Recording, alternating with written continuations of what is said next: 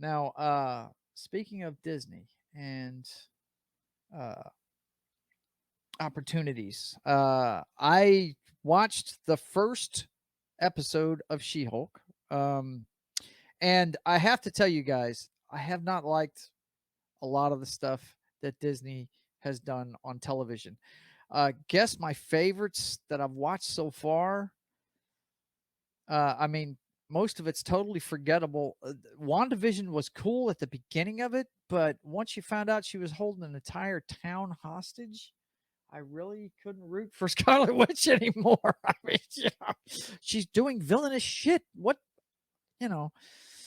And and the Vision's one of my favorite characters, and he was an afterthought. So I mean, I thought they were going to bring back, in the comics he becomes a white version of the Vision, and I thought that's what they do with. No, no, it's it was so. And then you had what was the next one? Captain, yeah, uh, the Falcon and the Winter Soldier. Um, I like that. I thought it was okay.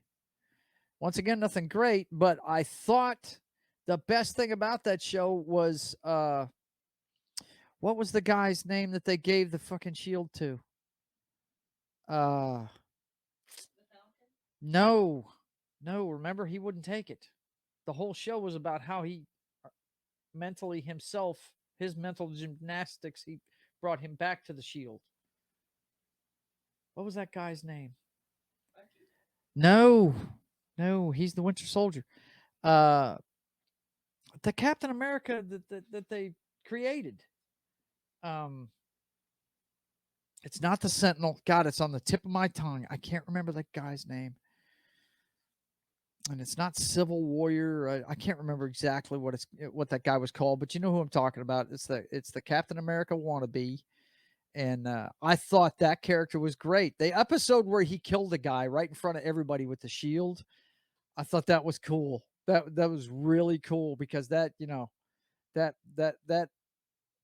kind of made us look bad, but at the same time, it was, a fuck around and find out moment, kind of thing. I thought that was really cool. But the end of it, where he's sitting there preaching to everybody in the middle of the street, was just okay. All right, whatever. Let your actions do the talking. Okay, you give the speech before the battle to rouse the troops, like Captain America does, right? Not afterwards. You don't do that afterwards. You got to do better, Senator. Yeah, well, whatever. If you're asking a politician to do better, you're kind of barking up the wrong tree. But anyway, so that one was okay. All right. I, that was okay. Loki comes up, and Loki, the minute, I think it was in the first one at the end of it, when they showed that half the people in the time police or whatever the fuck they're called had infinity stones in their drawers, like they were just paperweights. I was like, guys, you are totally screwing up your own fucking stories. What are you doing here? What the hell are you doing here? That makes no fucking sense. So, I understand the women love Tom Hiddleston and everything, but that show was silly. That was silly beyond measure. I guess the coolest thing in that one was the old guy that was dressed up like the old, Norse version of Loki. I thought that was cool as hell. Thought he was cool. But other than that, I mean, when they kept having Homegirl come in and kick him in the nuts, I was like, what in the hell is going on here, man? And that's what Disney's basically done in phase 4 is they've just amped up the comedy and decided not to tell decent stories. It's just uh what was the one after that? Hell, I see this is how good they were. Didn't really, didn't register. I know they did 4. I think, oh, Hawkeye. Yeah. Well, what a mess that show was. Jeremy Renner's face during half the scenes told you the whole story. He was like, what am I doing here? Right? Uh, I do like the character of the chick that takes his place, kind of, but I did not like. See, here's the problem, boys and girls. In Phase 5, they're going to have 18 episodes, and you're fixing to see him in She-Hulk.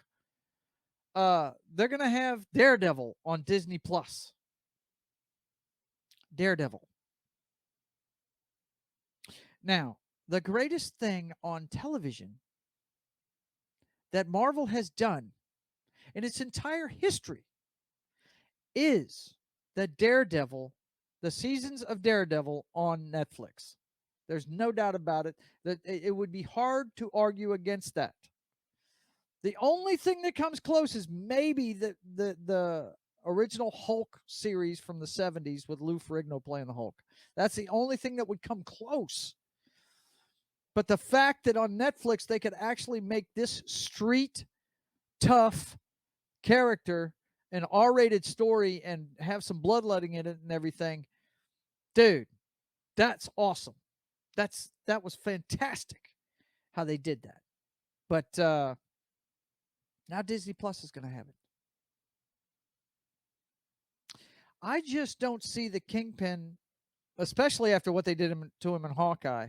Anybody who hasn't seen Hawkeye, if you like the Netflix Daredevil series, don't watch it because they punk the Kingpin so bad in the last episode of that, it's not even funny. Okay? It's not even funny. So I'm not looking forward to that. But I did like the girl's character. I just thought, she should have gotten beat down by, you know, uh, Wilson Fisk, and Jeremy Ritter should have come and saved her. You know what I mean? Get her out of there. Not necessarily beat Wilson Fisk. Come on. You don't do that. So anyway, that's the first four, and then they did Ms. Marvel, I think, was the next one. And that one actually, believe it or not, I try to give these things a chance. That one actually was pretty good. I enjoyed that one, but they didn't hit you over the head with the message. It was a story about a teenage girl getting superpowers, and it was pretty decent. It was all right. But nobody watched it because of how bad the other ones were. That and the fact that they changed a bunch of stuff. Apparently, in the comic books, her powers are magical. I don't know that much about this girl. I know they gave her a big push at a certain time, but I've never read the books, But I do know that they changed her powers because I know she had Mr. Fantastic powers. She could stretch and make her fists big and all this other stuff, and she wasn't doing that on the show. So who knows? But anyway, that one was okay. And now we've got She-Hulk. Oh no, Moon Knight. I forgot about Moon Knight. Moon Knight. That was that was different. I just don't know. I think they're just using these things as vehicles for different stuff, man. It's just really weird. That show actually started off good, and it went to crap in the end of it too. And my brother, who's a big Moon Knight fan, couldn't stand it. He hated it. He turned it off after the first one. He was just like, "Oh my god, this is not these characters." Um, so, but She-Hulk. What can I say, man? Let's take a look at right now on Rotten Tomatoes. It's at what? 88% fresh and 74% audience score. Really? Well, that's changed from the first episode. Huh. Okay. Well, there you go, boys and girls. Apparently, the second episode is better than the first one. I don't know. I'm a big fan of the comic book. As you saw, part of my spoils was a signed poster of one of the covers of She-Hulk during the Burn Run, the Sensational She-Hulk, and that's what this is supposed to be based on. But man, wow. I don't know why they couldn't have her get the blood transfusion like in the comic book. I still don't get. I mean, and Me and my brother have talked about this on the show we usually have during this time period. We've talked about this before. They're not making these shows for comic book fans that have been reading them for years. They're making them for younger people, and what those of us that are old comic book fans call normies. Um, but yeah, I'd have to say that it was okay, but that fight scene in the courtroom was just silly. It was silly. When I saw, first of all, Titania or whatever her name is, doesn't look anything like the chick in the comic book. And when she went flying through the air with that flying kick, all I could think was, "Don't mess with the Zohan." That's what it looked like to me. I was like, "What in the hell is this? Are you serious?" Oh, but I mean, there was some good stuff in it.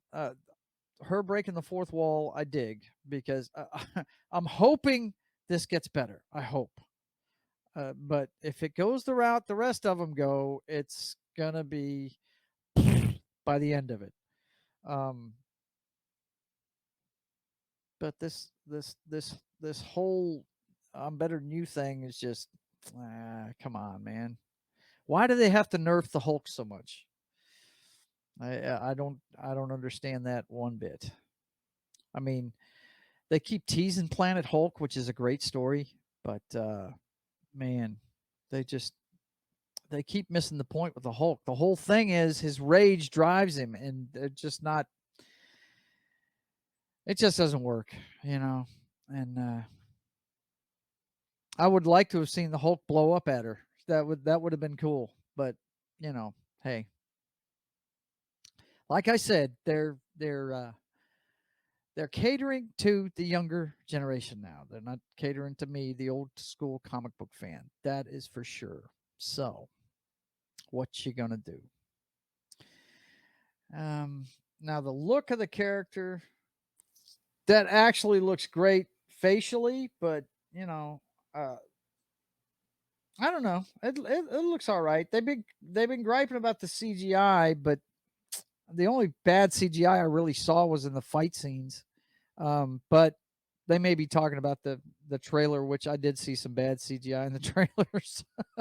So it may be coming up here in the show, but uh, I don't know. That looks good to me. That looks like the girl in the comic book to me. Uh, but yeah, that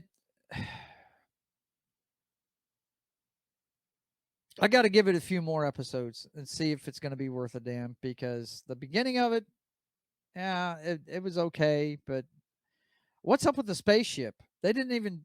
They just threw a spaceship in out of nowhere. I get. Hopefully, we'll find out about that, huh, Rhonda? But uh, many unanswered questions, and this whole her obsession with friggin' Captain America's sex life was really stupid. I mean, I was like, what in the hell? What is this all about? So, um, but if they make her in the comic books, man, she's a plain Jane fuddy duddy until she becomes the She-Hulk, and she stays the She-Hulk because she's a party girl as the She-Hulk, and she's the hotness and all that stuff, and she's never been that, and she's enjoying it. So uh they keep having her change back and forth in this story so far. Hopefully she'll stay that way. And if they really want to nail it, I want to see her get her clothes blown completely off, except for maybe her underwear, and her start bitching at Kevin Feige through the fourth wall. Now that would be perfect. That's what used to happen in the comic books all the time. And make no mistake, I was very happy to see it's going to be half an hour sitcom because the comic book was funny. You know, it was a funny comic book. It kind of made fun of comic books. You know, it was really fun. You know, first guy she fought was the headman, and they cut off her head. It was hilarious, man. So uh we'll see what this has to offer, but some of the changes I'm not really down with. But you know, the fourth wall break is there. hopefully the CGI won't be as bad as everybody thinks it's going to be, and hopefully it'll get better. This one, I'm a big fan of the original book, and I thought in the environment, the strong independent woman thing, this character fits that perfectly. And if they don't mess it up and piss people off, it'll be really good. But they're already starting to piss people off. So, you know, um, I hope it improves by the end of it. We'll see.